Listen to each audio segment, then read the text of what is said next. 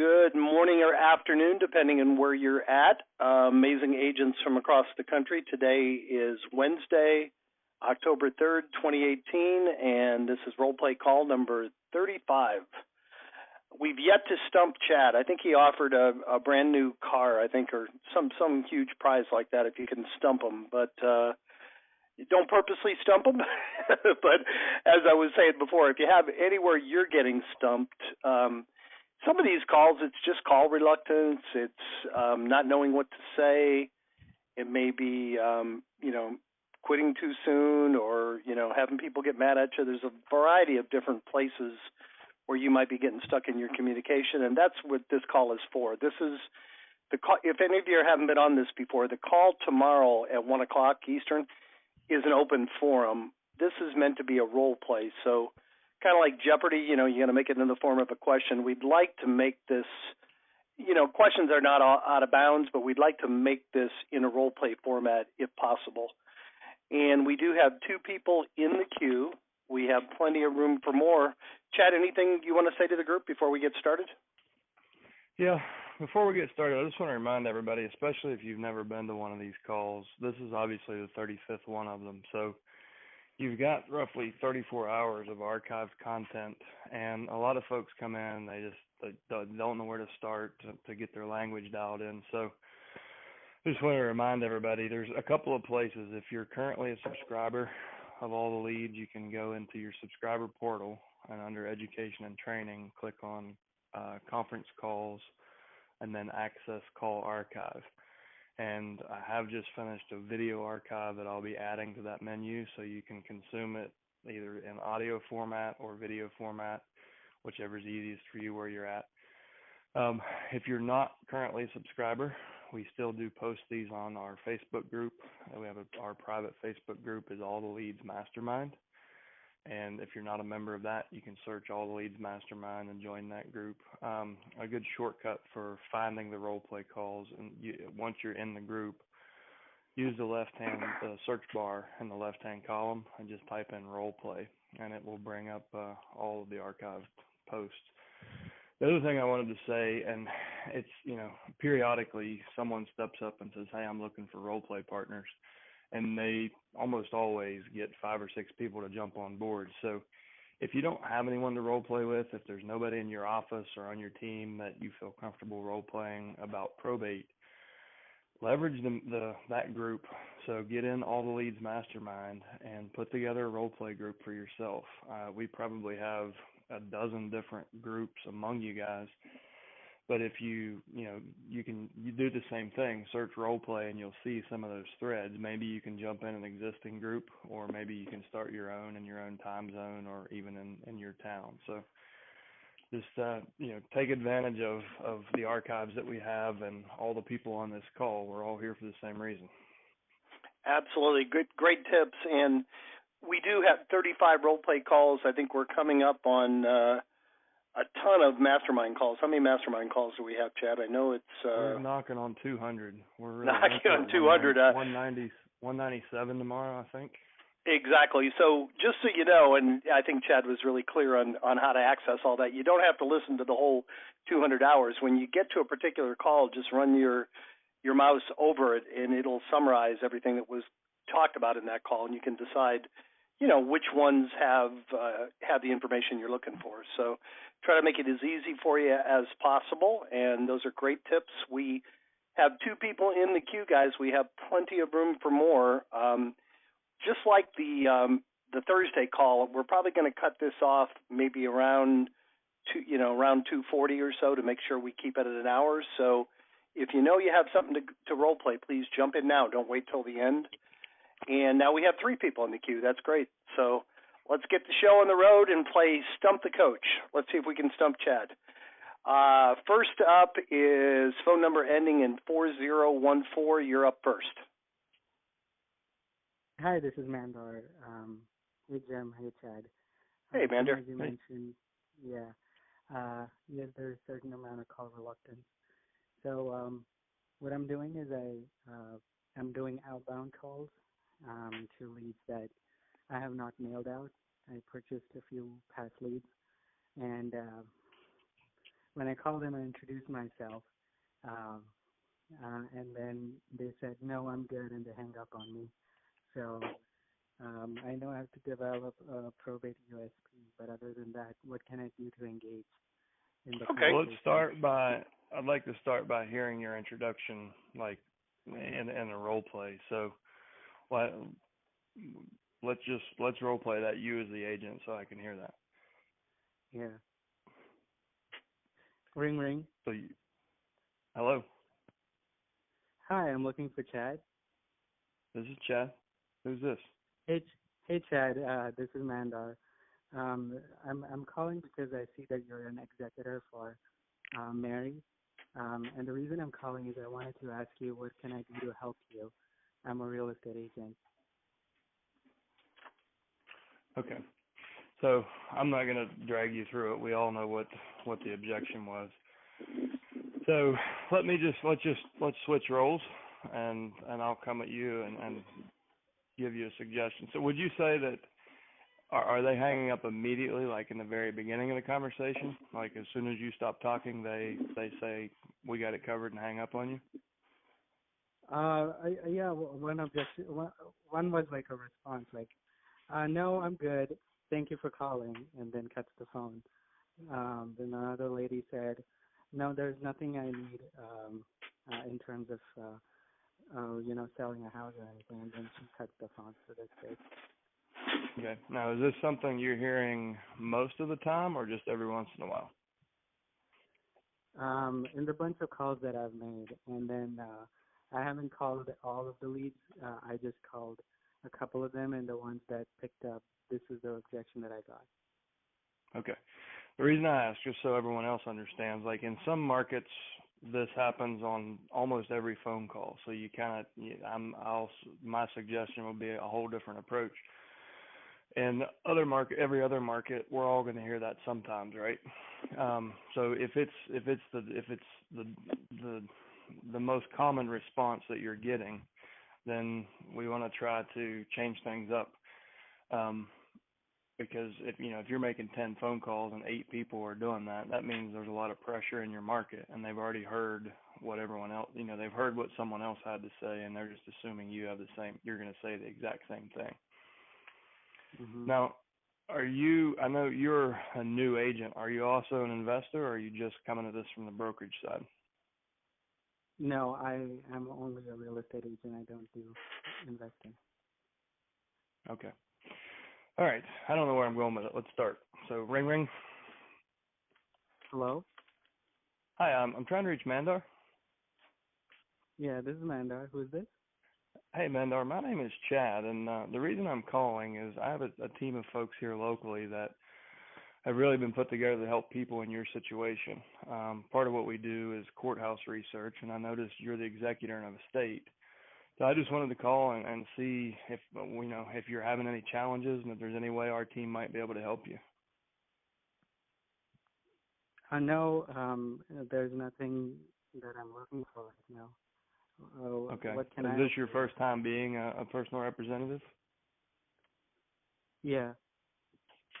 And has it been stressful so far? Or it sounds like you're managing okay. Most of our clients usually the conversation starts one of two ways. Either they haven't realized how stressful it's going to get, or they're already in the thick of it. Have you guys? I mean, do you feel like you have everything handled and you need help with anything at all?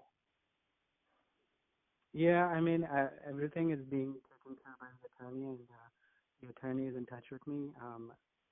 So when we do need anything, we'll talk to the attorney. We're not looking for any kind of help right now. Okay. And your attorney, it looks like, is it Sarah Hibbard? Yeah, that's her. Okay. Yeah, well, we know most of the probate attorneys in town because we've helped a lot of families. And just to help you understand, I mean, really, our service kind of bridges the gap between the legal aspects, what the attorney will help you do, and everything that you've been tasked with. And our goal is to really help take as much of that off of your plate as possible. So the attorney's pretty much just part of our team. As I told you, we've got kind of a team member for each specialty. And sometimes that's financial services, sometimes it's legal aspects.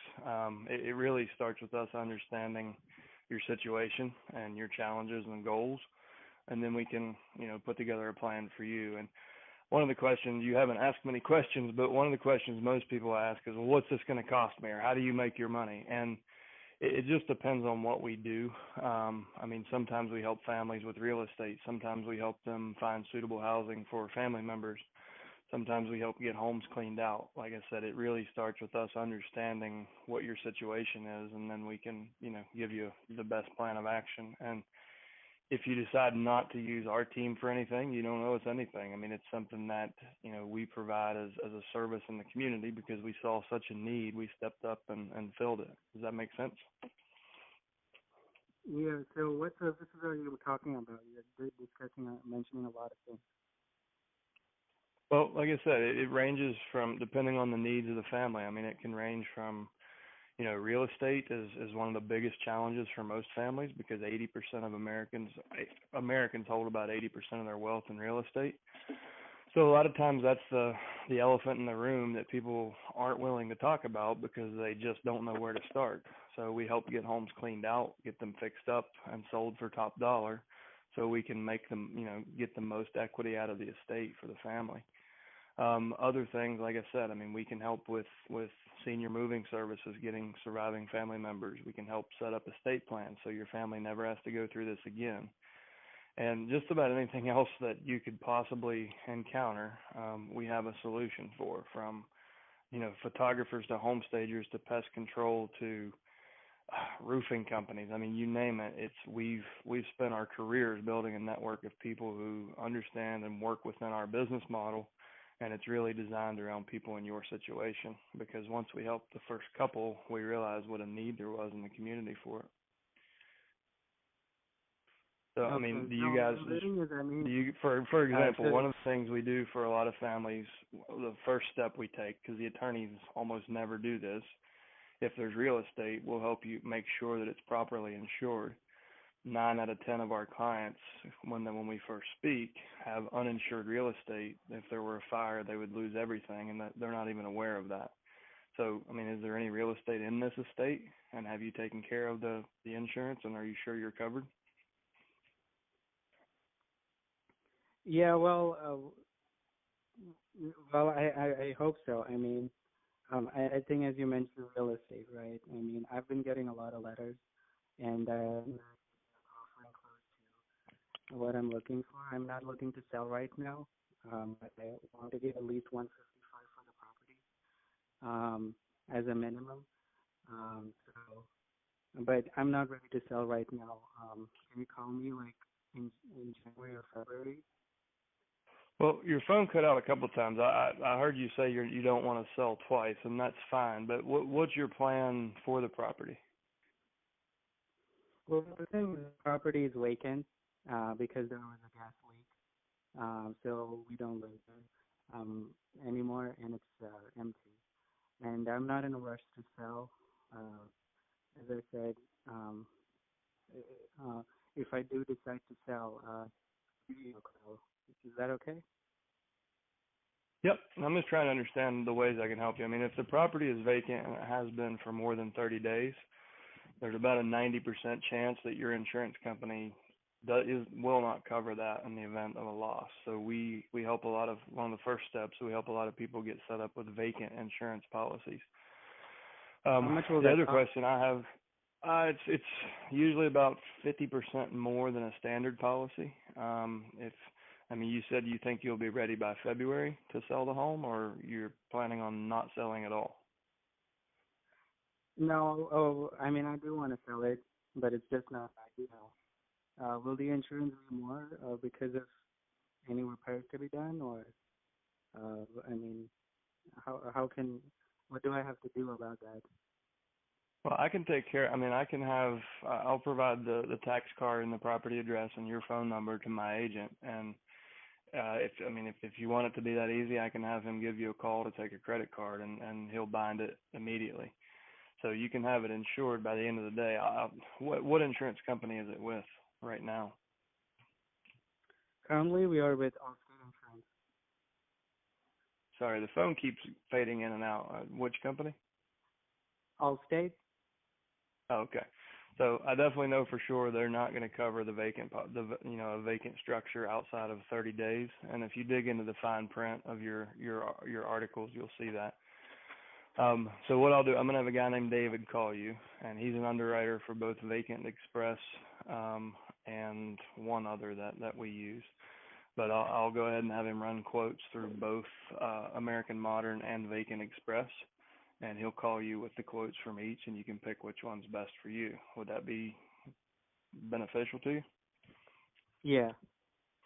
Okay. The other thing I'd like to do is at least talk to you about ways you can not lose money on the property between now and February. I mean, it would help me understand, like, what's the February, why that timeline?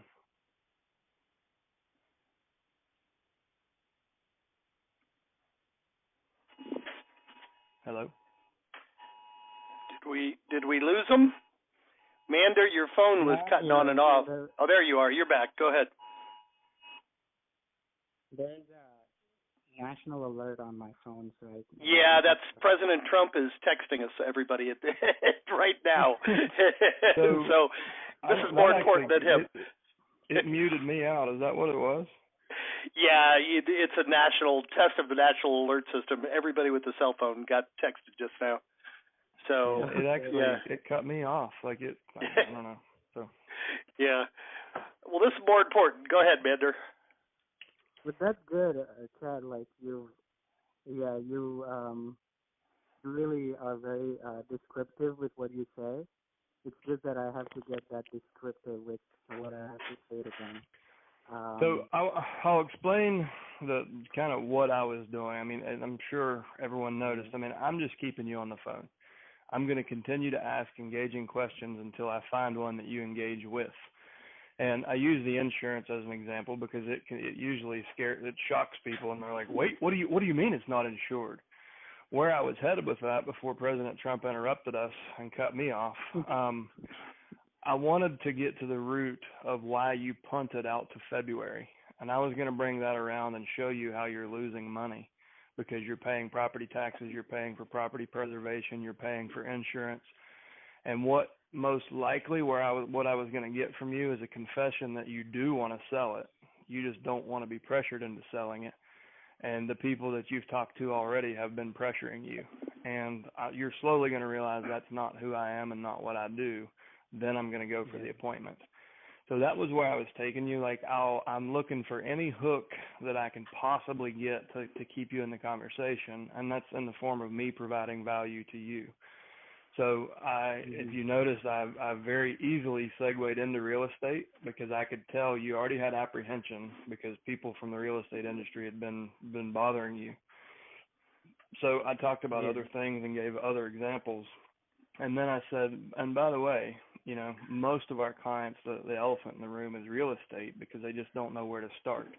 And I felt like that's where you were. So I'm validating the way they feel by telling them that most people feel that way, but I'm also bringing it to the top of the pile in this conversation so we can actually get some traction and have something to talk about. But the big point there is you're trying to punt me till February, and you tried twice to get me to commit to calling you back in 4 months, and I'm not going for that. I want to get face-to-face with you today, because I know that my team and my experience will get you out of the quicksand that you're sinking into. It's probably there's a very, very slim chance that waiting is in your best interest. So I'm going to try to get in front of you and provide value in any way I can. So I'm going to give my vacant insurance guy to you. I'm going to talk to anyone that I can find, any reason I can find to get over to that house and have you look me in the eye. I'm going to take that right now. I'll call you in February if that's what it takes.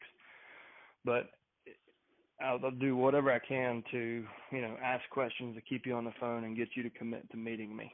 So that's where I was going with it. Yeah. And Mander, what I was going to add, the few that have already hung up on you, don't be afraid to call them back and say, hey, it's Mander. I spoke to you real briefly the other day, and I just want to make sure that, I understand you got it all handled. Just wanted to make sure that you've taken care of the insurance. I felt like, that was really important to mention to you. Call them back and bring it up. You never know. Maybe you'll get if you start with that next time, you'll get their attention and and getting a conversation. But that's a really good icebreaker, and it works quite often. Yeah, I'll do that. All right, Thank you, sir. Fred. All right, you're very welcome. We have 3 more in the queue. And thank you, Manda. You're always willing to participate. We appreciate it. Next up is phone number ending in 9107. You're up next. It's Donna Elder. Can you hear me? Can hear you great, Donna. Okay, great. I'm just now starting this. I think I took your class, Lord knows, maybe last year, but I'm putting it into my end of the year quarter, so I'm off and running. And I've always thought if you send mail pieces first, it's not a cold call. It's calling and saying, "Did you get my letter that I sent?" Mm-hmm. And my plans are to highlight in that letter things like, the very services are needed, the concern that the property is actually insured. Just highlight 4 or 5 of those. Somebody to help sort, clean out the house, an auction company, all that type of thing, so that when I call them, I'm not a cold call, and they already have things that they should be considering from my mail piece. Your thoughts on that? I agree. I mean, that's consistent with what we've taught all along. We find the combination of direct mail followed by a phone call is the best combination. Now, Right. Mandar is just jumping on the phones. He's going for it. So that's why that script didn't include that, did you get my letter? Because he prefaced the conversation with that. But what we normally teach everybody is send the letters and follow up with a phone call, because it does, you're right, it does warm up the conversation. And a lot of times, people get discouraged because they'll send out 150 letters and they'll get no inbound phone calls. But it makes your outbound calls so much easier, because and a lot of folks, we've had dozens upon dozens of stories of people in really competitive markets where people got 40 and 50 letters and they only hung on to one. And it was the one that came from our subscriber. They still didn't call, but they hung on to it. So when he called, or he or she called, they were already familiar with the service. So if you want, we can jump in and just role play the initial conversation. Did you want to role play, or did you just have more of a comment? I had more of a comment. I'll figure all this out, then I'll talk up a storm after this. Okay. Well, I will. This has been what you're looking for, in a role play form, has been covered on almost every phone call that we've done. So be sure and jump into the call archives and look in the notes. You'll see initial role play, initial conversation.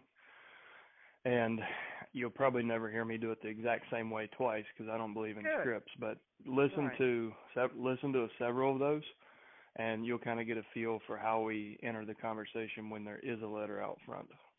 Is this on the Facebook group, or is this on a website? It's in our Facebook group, All the Leads Mastermind, and you can use the search bar on the left. Just put in role play, and it'll bring them all to the top. Okay. And if you're a subscriber, you just in your portal, just go up and click on Education and Training in the menu, and then it'll drop down. You'll see conference calls, and then there's a blue button for Access Call Archive. Okay, and great. It's in kind of a calendar format. There's 1 role play and 4 masterminds each month, but you can go all the way back. You can go back 4 years and listen to these. Right. I appreciate it. Thank you. All right, Donna. Now. Thank you much for participating.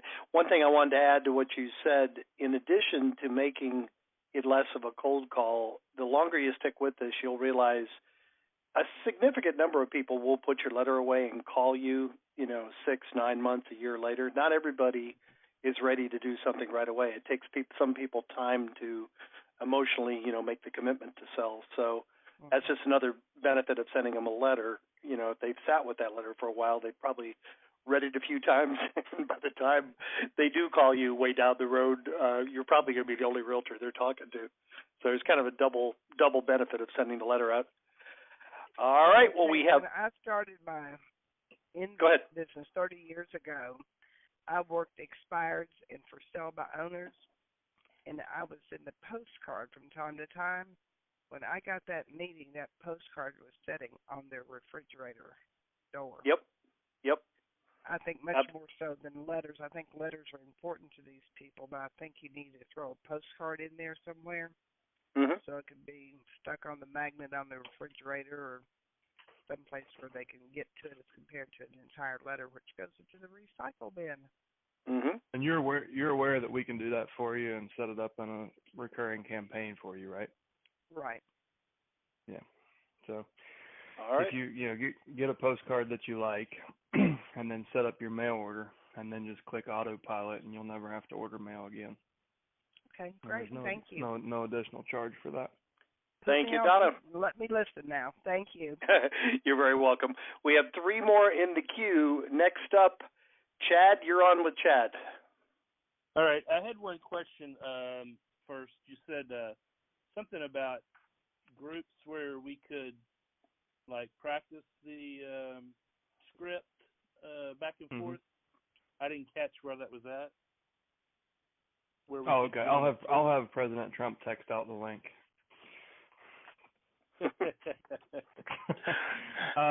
So what most people do, if you get on our Facebook group, which is All the Leads Mastermind, right? And you can use the search bar on the left-hand column and just type in role play, and you'll see both these call archives will come up, but also all the threads where people are discussing role play.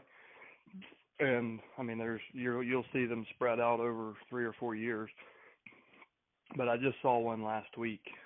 There was a new one that was kind of near the top. So you can jump in there. If you can't join someone else's group, then just post and say, hey, I'm starting a role play call on Tuesdays from 8 to 10 Eastern, and who wants to join me?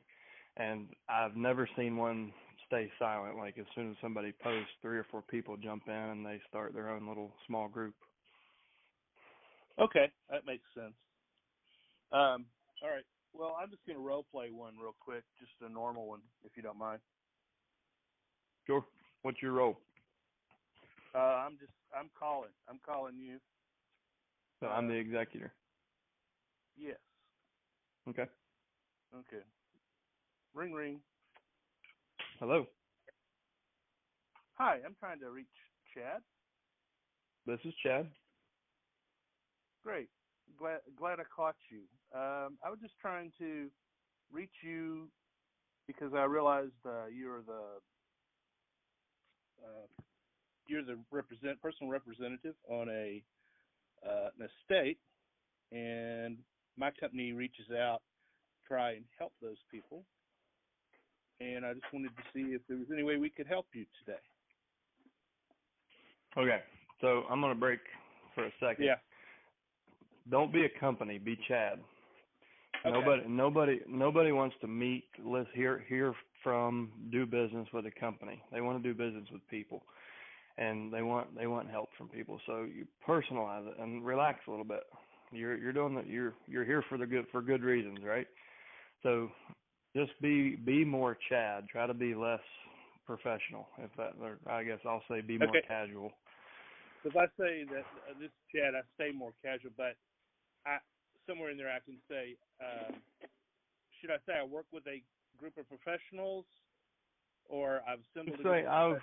So there's different ways. I mean, I've built a team, or I've assembled a team, or I say teams are kind of picky in Texas on that. Apparently, my understanding, from your standpoint, it's like loosely a team, but apparently if we say team, I guess they're looking at that as like a team of real estate agents, and I'm not really a part of a team per se. Okay, so why don't we say something like, I've built a service. So, hey, my name's Chad. Okay. I'm just calling to reach out because I saw you're the executor in the state, and I've actually built a service here locally that can help handle almost, pretty much any aspect of that, and then roll into it like that. So I like that better. Just show them that you're the authority. You built the service, and then tell them that what that service is. All right, sounds good. Thanks. All right, we got 2 more in the queue, guys. We got time for more. Next up is phone number ending in 6976. You're up next. Hey, Chad, this is Hassan from Columbus, Ohio. How are you, man? Hey, good. How are you? Doing wonderful. Hey, just had a quick question. I'm getting this common response from people, and I don't think it's that they're really blowing me off as much as they really are busy working with an attorney. Let me give you actually the actual objection. So the biggest one is they're saying that's being handled right now by the attorney and the real estate agent. When I ask them about if there's a property they're looking to sell, what would you say to something like that? What's your end game? Are you an investor?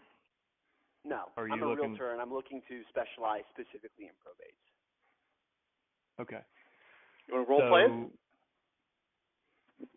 it? Yeah, I mean, let's just jump into it. So, I'm sorry, what was your name? My name is Hassan. Hassan. So, Yep. Ring, ring. Hello? Hi, I'm trying to reach Hassan. Who is this? My name's Chad Corbett. I'd sent you a letter last week, and I had a couple minutes at my desk. I just wanted to follow up and make sure you'd gotten it and see if I could catch you and have a quick discussion. Is this a good time for you? Yeah, it is. I did get your letter, Chad. I just wanted to let you know I really do appreciate it, but as of right now, the state, it's being handled by the attorney, and I believe he has a realtor right now. He's using too, so they're taking care of all that. So your attorney is Jane Perry, right? That's correct. It is. Yeah. So we know Jane. I mean, we can from time to time she comes in and out of our team. Like I said, we try to help with all aspects of probate, and maybe you don't need help. Maybe it's all handled. I will say that 9 out of 10 of my past clients thought they had it all handled, but they didn't know what they didn't know. Is this your first time being an executor? Yes. So real quick, I mean, we try to start with it, if we can understand your challenges and your goals, then we can plug in where the attorney is going to leave off, and you'll learn that there will come a point where the attorney says, okay, I've done what I can do, the rest is yours. And that represents about 75% of the responsibility. So the attorney is going to handle the legal aspects, but everything else is up to you. Now, you say that the attorney has a realtor. I mean, have you met with a realtor? Do you have a relationship with them? Have you signed a listing agreement? We have not yet, but the attorney told us when that time comes, he would handle all of it. So we've given him the ability to take care of that too as well, the decision for the estate, just because, I mean, we're so new to this. We don't really know too much about it, and we just feel it would be better to handle it, and give it off to somebody who's, works with this type of situation on a daily basis. Sure, and that's one of the most stressful things for most families. We find that the vast majority of the wealth is actually in the real estate, so it's the thing they are most hesitant to do first. But usually it has to be sold in order to move forward with closing the estate. So, I mean, do you guys want to sell, or would you rather keep the property in the family? No, we want to sell it. There's no question about that. It's vacant right now. Okay. And do you know what it's worth? Do you have a figure in mind? Again, the attorney said he and the realtor he works with was going to handle all of that, but I'm sure they're going to come up with a good number. They've been doing this for quite a while, and I know the agent is a really good, well-known agent in our area, so I'm sure she'll do us well. Yeah, well, that's good. There's a lot of different things we do, and we do real estate brokerage. We also buy homes. If somebody wants to just sell a home quickly, we can do that. I'm sure your attorney might have somebody for that too. The biggest difference that I think most people realize in our service is we're not just about marketing real estate. We actually sit down with the family, try to understand the whole situation, and see how many ways and how many of our team members can help you guys out. So, for example, you said you have a piece of real estate that's sitting vacant. Has anyone helped you set up an insurance policy to make sure that if something happens, it's not a complete loss? I believe the attorney's handling that too as well. Yeah, I think he told us about that. So you've actually signed and paid for the other policy, and you know that it's bound? No, we haven't done that yet. Okay. Right. So you've got an uninsured asset sitting there, and you're taking advice from people who haven't helped you protect the assets that you're responsible for. So I'll never drag someone through the mud, but we have a very specialized service, and it's been built 100% around your situation. So we partner with probate attorneys, pretty much everyone in town we've worked with at some point or another, because our service complements what they do. So, they very quickly understand that, okay, so everything that I don't have time to do for the family, Chad can do because he's got 10 people to do it, and it's just me, and there's no way I could do that. So the attorneys actually see a lot of value in our service. That's why we've had relationships with almost every family law attorney in town. I'll say this. So I've yet to meet a family face to face that I couldn't help in some way. And it ranges from, turning properties into rental properties to helping family members find suitable housing, sometimes even getting them to social services to help them, replace a lost income when someone is deceased. And it's really just about us being good listeners and leveraging the relationships we've built to help people in your situation. So worst case scenario, you can sit down with a professional that does this every day. And if you want to wait and talk to the attorney and the other agent, that's fine. If you'd like us to get to work helping you now, we can start whenever you're ready. So I've got one spot left this week on Friday at 3:00. Would you have a half hour to just sit down and talk about it and look at your options? Yeah. Let me see my schedule. I'm sure we can maybe give you a call back. And is this the best number to reach you at?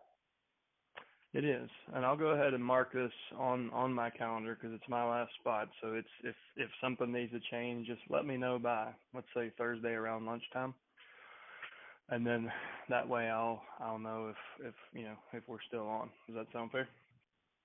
Yeah, that's fine. But as long as I confirm with you too before. Just want to let you know it's not 100% just yet. So I'll confirm with you. All right. And then in case you don't shoot me down, if I could just ask you, you have 5 more minutes to stay on the phone and answer a few questions so I can do my homework? Yeah, sure. Okay, great. And I'll break script there. So this is from this point on, like, you're wishy-washy. So I set a tentative appointment. I would say 90% of my appointments are going to start with that same script. It's going to be tentative, giving you permission to cancel, letting you know that you're in control. But after we spend the next 10 to 15 minutes on the phone, I'm going to make you laugh. I'm going to get you to tell me stories, and you're going to think I'm the greatest damn thing that ever happened to you, and you're going to be excited to meet with me on Friday. Yeah. Whether you're selling or not.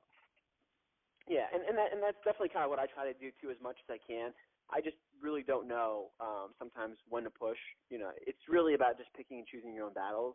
I think sometimes I also get that's a really good one, by the way. I really appreciate all that great advice. The other thing that I'm getting, and this is kind of throwing me off a little bit, is they say it's still in the probate process. We're not going to be able to do anything until January. I don't really even know, does that mean that they don't have the ability to sell the property just yet? Like, it hasn't been, the executor hasn't been given permission to sell it? I know it varies state to state, but typically, I guess, in that situation, what would you do? Would you follow up with them and send them some information in the mail? The states where it was more challenging, I would be aware of it. It's, as far as I know, as soon as a personal representative is appointed by the court, which happens at the initial hearing, which is usually before we actually speak to them, 9 times out of 10, they have the authority to sign a listing agreement, and then you close the chain of title using the probate documents, so they can sign the deed. But there's a misconception, a very common misconception, that they can't do anything. And I think the attorneys typically tell them that just to get them off their back because they've got a heavy caseload.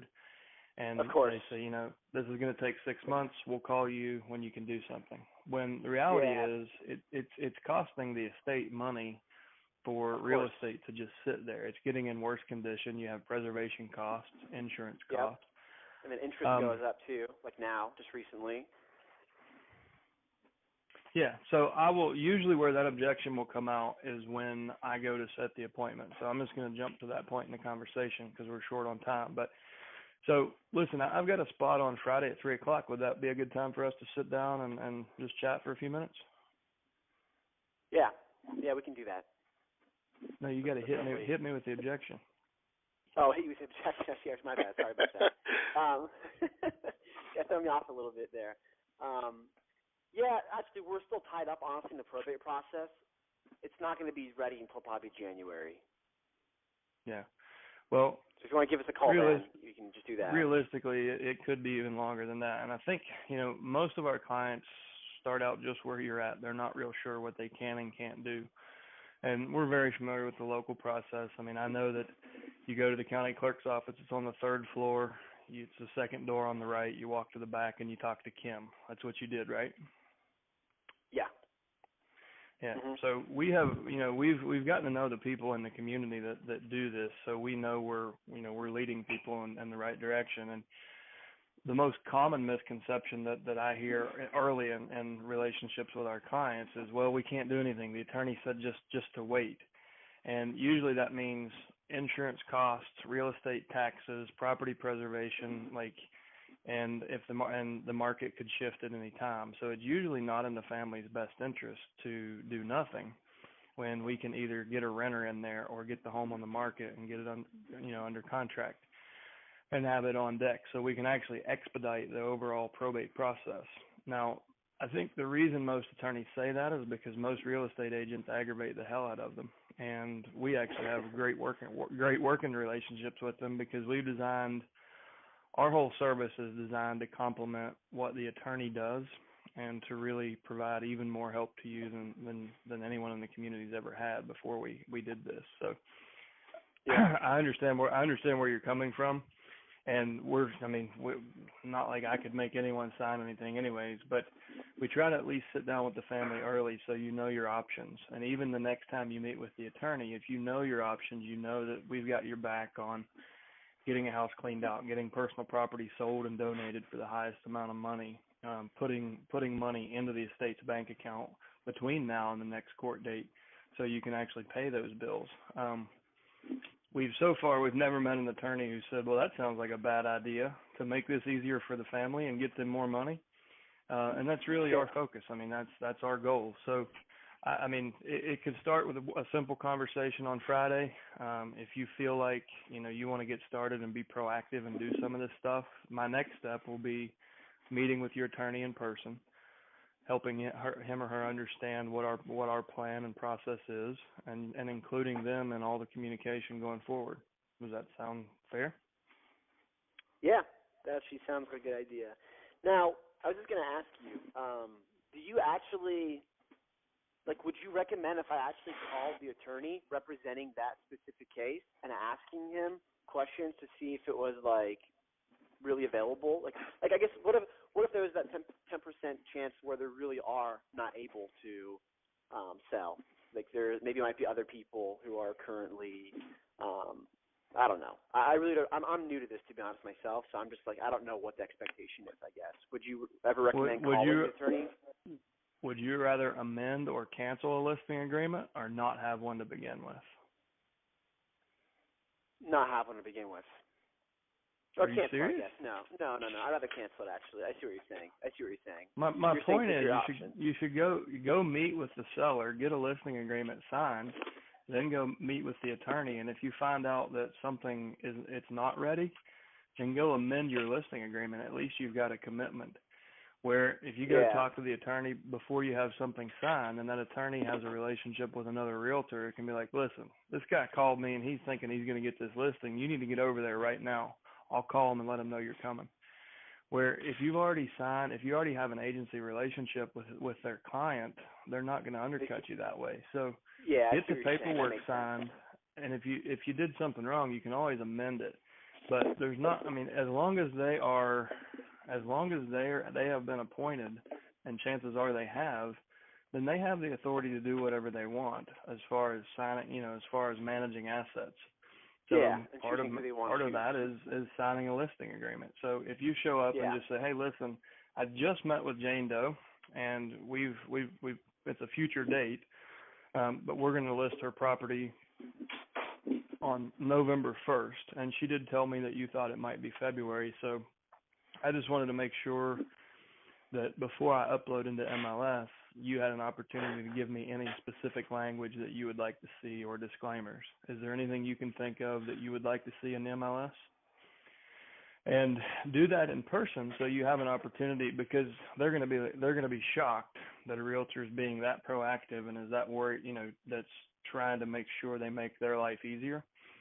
Yeah. It's going to be easy to start that conversation of, well, okay, so here, let me tell you more about what we do, and then you can show off and show them all the ways that you can be proactive and help them be more efficient and effective.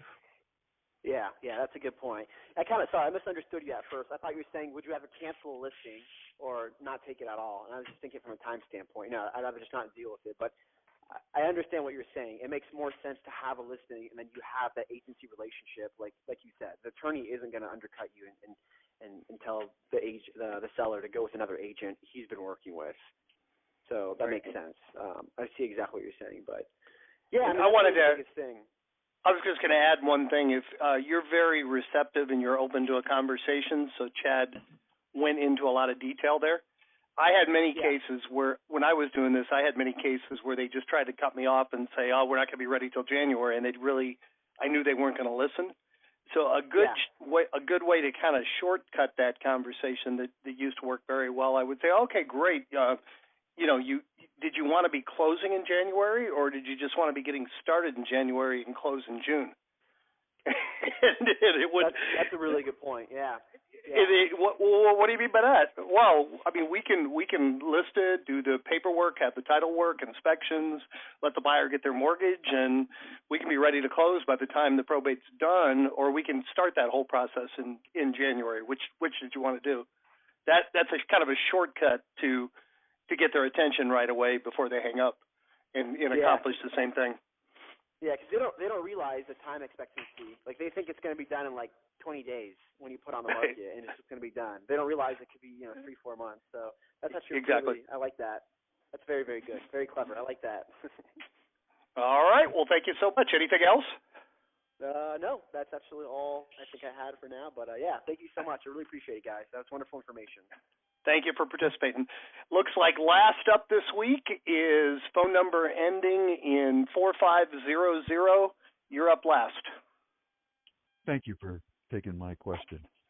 Sure. So, Chad, I have a nice network of attorneys that refer me to clients that they're dealing with probate. And I recently had a case where there was some conflict within the documents as to ascertain who was actually most likely to be the executor. And the family came back to me and said, we'd really like you to be the executor. And I said, I perceive that as a conflict of interest, but, let's ask the public administrator to see what they think. And in this particular case, it said, fine, you could do it, but you need to post a bond. So in any event, my question to you is, would you ever consider taking on that role, or would you agree that it's just too much of a conflict? I have some questions first. So, sure. Was there a will? The conflicting documents, was it two different wills? Well, in this particular case, the conflict actually arose from the fact that the executor was an ex-wife. Okay, and then the secondary executor was a active duty military and not in a position to take it on. And there was a minor 17-year-old that required the bond to be posted. Okay, so there was a will, because you're saying executor, was a will, yeah, and the will named an ex-wife first, an active military that's deployed second, and a minor third. Yep. Actually, the active military was third. The secondary was the ex-wife's parents. Okay. Did the ex-wife did she abdicate her position, or were they trying to do that for her? She was told by the attorney that in our state, it's grounds for being ineligible for the position. Okay. So it falls down to the minor? It actually fell down to the son who was on active duty, and he renounced his position. So then it went back to the public administrator, and the public administrator came back to the wife and said, "Hey, look, if you can find somebody else to take this on, and there's no conflict." So I just want to be clear in terminology here. You're saying public administrator is the administrator of the estate. Do you mean the probate clerk, or do you mean there is a public administrator? Well, it was the probate clerk who indicated that the choices would be, if you don't have an executor, it goes to the public administrator. Right. Okay. I just wanted to be clear on the situation. So sure. I probably wouldn't get in that. I would suggest, my advice to the family would be, I would, request that the court appoint a public administrator, because, that's what they do for a living, and they're well versed in state law, and really it's not worth the added liability for you to struggle through this and learn to do it for a couple of grand, right? Yeah. So I would definitely stay involved and stay, part of the conversation, and give the family guidance, but I would try to get a public administrator appointed, because it sounds like, it's probably not in the family's best interest to have, a 17-year-old doing it. Probably not best that you. Well, she wasn't eligible. Yeah, she wasn't eligible. Yeah. So I would suggest, the public administrator, and then stay as involved as you can, because when it comes time where someone does have the authority to, manage assets, you want to be the person that got them there, right? Yeah. Perfect. Thank you. And Chad, I was just going to add what Chad kind of insinuated there. Don't tell the family, no, I don't want to do it, but say, if I felt like I could be the most help to you, I'd be glad to. But honestly, you'd be better off with somebody that does this for a living. I'm good at what I do, and it wouldn't be to your advantage to have me, have a first-time administrator. You'd be better off with somebody who's a professional. Sell it because it's more value to them, which it really is, to have somebody who is more experienced. That's great. That's great advice. Thank you very much. Appreciate it. All right. Excellent. Great call again, guys. Chad, anything you want to say to summarize before we sign off? No, just thanks to everybody who stepped into the hot seat. That's what makes these calls possible. So, excellent. Well, I always end. Yep, absolutely. I always end these calls the same way. We had about 90 people on the call. Great turnout. We really appreciate you taking the time to be here. I always end these calls the same way by challenging you. Take one idea, one thought, one thing that inspired you on this call, go out and put it into practice, and actually come back tomorrow on our mastermind call and share your experience with us. Thank you so much, guys. We will talk to you 1 o'clock Eastern tomorrow. Thanks for being here. Make it a great day, and we'll talk to you soon. Take care.